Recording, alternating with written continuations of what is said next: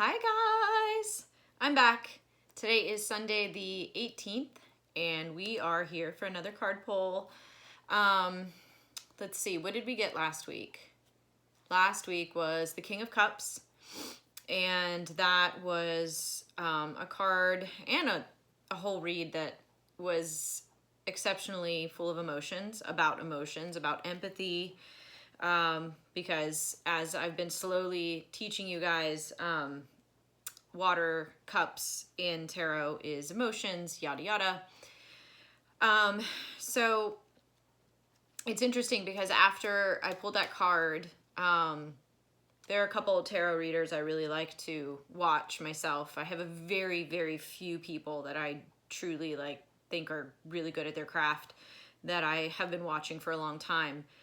And they all pulled similar cards. Two of them did pull the King of Cups as well. So I was just like, oh, like those are moments where I'm just like, oh my God, this is real. Not that I doubt it, but you know, every now and again. So that was really cool, and just kind of speaking towards just kind of emotional gravity that we're experiencing right now in the world, or as a collective of, there's a lot of heaviness out there. So that resonated a lot. Today's deck is called the Neoteric Feminine deck. So it's essentially, it's like a deck for girls. And I am not one that, for those of you that know me, am extremely like pretty feminine. Like I'm more tomboy. But this deck is really cool because it kind of shows that feminine and masculine side of women in it. So cool deck. But yeah, let's just jump right to it. We have talked a lot about, you know, different suits and, you know, fire, earth, air, water. We still haven't pulled a major arcana card, so I haven't had a chance to talk about that. I keep thinking about maybe expanding this into more than one card, but I'm kind of liking the flow that I have right now. Oh, I forgot. I went public, finally. I made a public platform on Instagram, and so out of my comfort zone.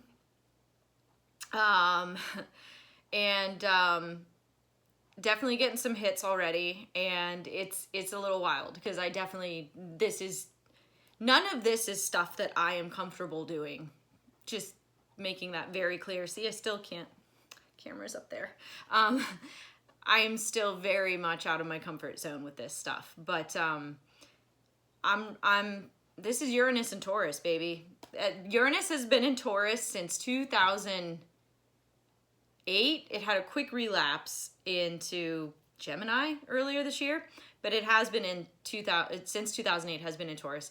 I am full-blooded Taurus. I have a lot of Taurus in my chart, and it has been sending me on a ride after a ride after a ride. Uranus is the planet of abrupt change, forcing people out of their comfort zones, just really, it's just abrupt change of any kind. Like Uranus is the planet that's going to make you squirm and make you make decisions you don't want to make. And it's definitely been pushing me out of my comfort zone for almost a whole, God, I don't know, math. Math's not my strong suit. A long time.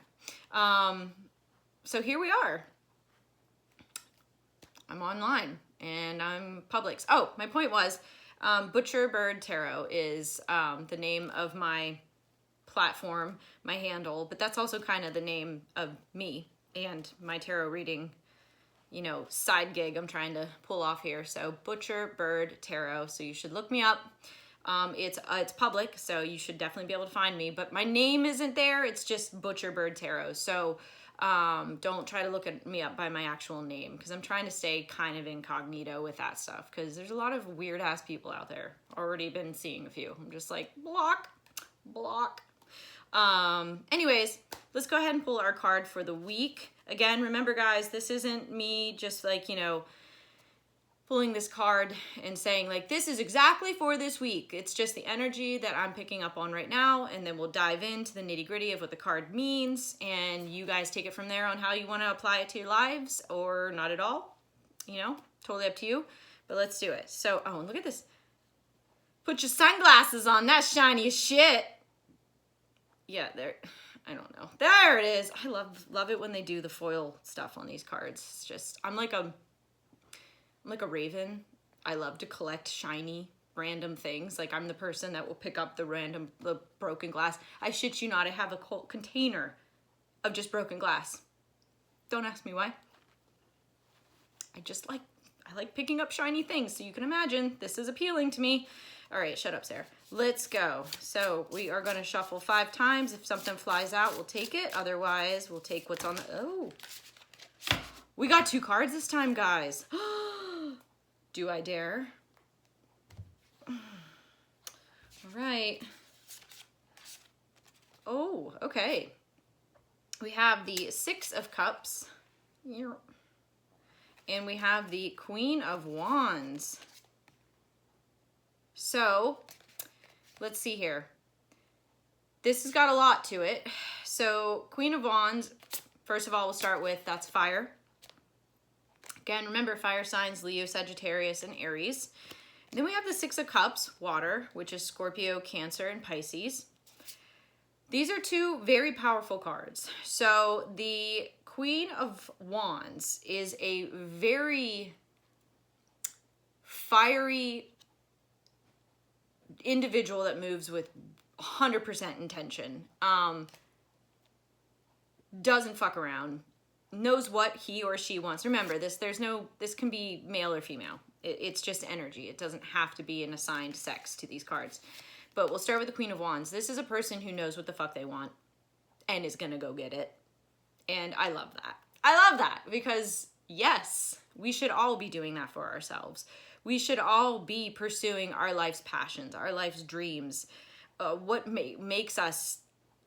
gives us that drive, what makes us wake up in the morning, and what makes us passionate about what we're doing. And maybe some of you are already in your Queen of Wands era where you're just like, you know, I had a goal and I'm chasing after it and I'm achieving it.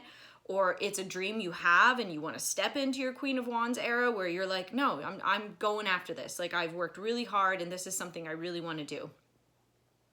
It also applies to not just like your motivations in life and, you know, the goals you want to achieve, but it's also someone who's really confident.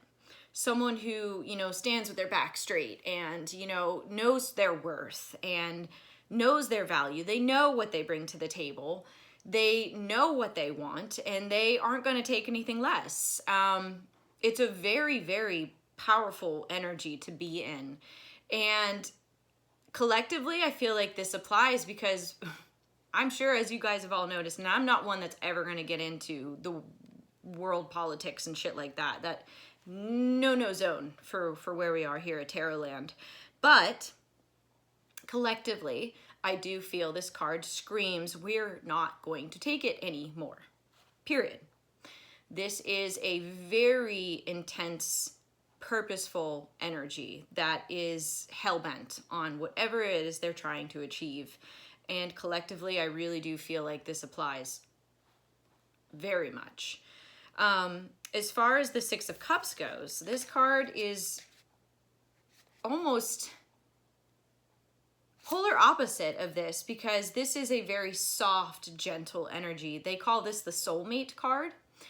So in original Rider-Waite Tarot, this card represents 2 children kind of in a courtyard, and they're exchanging cups to each other that are filled with flowers. So like little vases of flowers. And it's almost like that, going back to your roots, that soul connections, whether it's family, friends, a partner. You know, our soul tribe is anything and anyone you want it to be. It doesn't have to be, when they say soulmate, it doesn't have to be a lover. A soulmate can be a friend, a coworker, your family. I mean, it can be your pet. Like, soul tribe is pretty much anything that meets you on that energy level in your heart. And someone or something or whatever it is that you feel at home. Like, this is home. And I don't know why I just thought of the movie E.T. where doesn't Elliot sit there and like teach E.T. like he points at like Earth or something. He's like, home. Yeah, this is me. This is what I do. So yeah, this is home. E.T. phone home. And this is definitely, I don't know, man, it's like they're polar opposites, but they're also very complementary each other, because it's saying that you can always be fierce and forthcoming and driven, but you can only do this so far and so long by yourself without having support. And there it is. I really feel like that's what this is about. We can't get far in life without having a soul tribe of some kind. So whether, again, that's family, friends, your pets, all of the above, find your tribe. If you have not found your tribe, if you feel like you're just trudging through life and spearheading on your own and constantly having to fight your own fights by yourself, find your soul tribe. Who are the people, places, or things that fill your heart, that aren't work, that aren't labor or laborsome? Is that a word? That don't require you to put on a performance for them to give you the time of day. That's not a soul tribe. Friendships, partnerships, lovers, family, whatever it is, should never feel like work. It should never feel like work. Work is when you go to work and you collect a paycheck. That's when you should be working. When you feel like you have to work to earn love, respect, just equality, reciprocity, that's not your soul tribe. That's not your soul partner. That's not your soul mate. That's not your this. That's how, like, it should never feel like work. And like this right here is finding that perfect balance. Still being that strong, driven, fiery person that you are. And this doesn't mean you have to be a fire sign. This is just again, this is applicable to anybody. Being the driven person that you are, or that drive that you have within yourself, it means the world if you have a tribe that's rooting you on. It's like having an entire team and not a single fan in the stands to cheer you on. Like, okay, you made a touchdown and it's just crickets. Like, that's what it feels like going through life without your soul tribe. And here I am doing that. Guys, look at the cards. Shh. Okay. Going out or into the world and venturing into whatever independent venture you're going towards is fulfilling enough for yourself, especially if you're successful. But every human being on this earth wants to hear an encouraging word. Every human being on this earth wants to feel seen and heard and appreciated and understood and valued. And the people that bring that to your life without you begging for it, pleading for it, seeking for it, feeling like you got a bargain for it, or like, well, only if you scratch my back, like that stuff. Like, true soul connections shouldn't ever feel like it's a transaction. Relationships should never feel transactional, ever in your life. Literally, the only transactions that you should ever be making are exactly that. You're paying for somebody's service, transactional. Other than that, you should never feel like something's transactional in your life when it comes to other relationships. And with this combination here, it's telling me that there's people out there that are feeling lost right now. And this is encouraging you to lean into the support you have from others. You're not alone. And if you don't feel like you have that support, you might want to reevaluate the connections you're investing in. I feel like we've had this trend since I've started doing this, reevaluating, cutting out what doesn't serve you. Like, I'm just like, if I'm still saying this by the end of 2026, somebody out there is still dicking around with something that's not serving them. So, let's get the ball moving here. But yeah, I just really feel like, I love the cards too, because again, in Rider-Waite Tarot, like the Queen of Wands is a queen sitting on her throne, and she has a black cat at her feet. And of course, I love that. And in this case, it's a black panther. And she's holding a sunflower in the other hand in the real imagery. So she's kind of similar. She has like a little sunflower there, Black Panther, but that just shows that it's confident empowerment.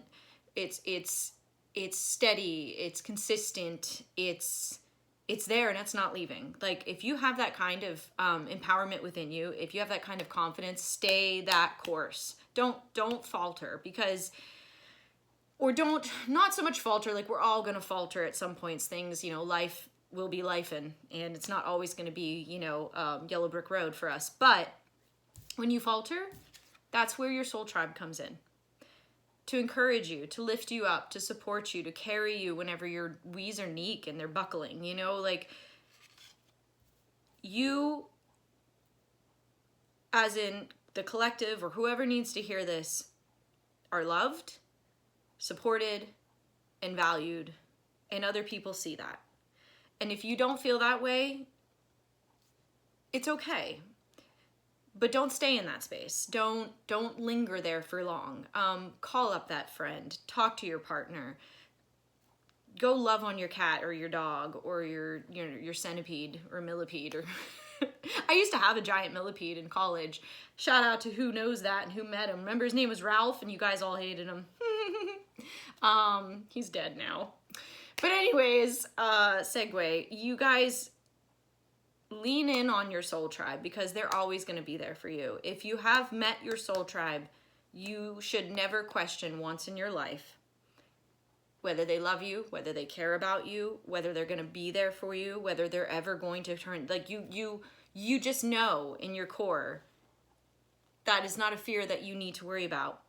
If you do feel that way about a particular person or friends or whatever, and they're not meeting you there, their words aren't matching their actions. If words don't match their actions in what you consider as your soul tribe, then you need to step into this power even further and confront that. Fix that. Well, fixing it isn't necessarily an option. If people are going to do what they think they're doing and they're not going to meet you there, they're not worth your time in the first place. So scratch that. Fixing people is never an option. They should be able to fix themselves. But if you find that you're not getting that soul connection out of the people you think are supposed to be there for you, or if someone's disappointed you and let you down, or no-showed, ghosted you in a moment of need, fuck them. Are you serious? Get the fuck out of here. Just snip, bye, goodbye. Like, no, don't waste your time anymore, guys.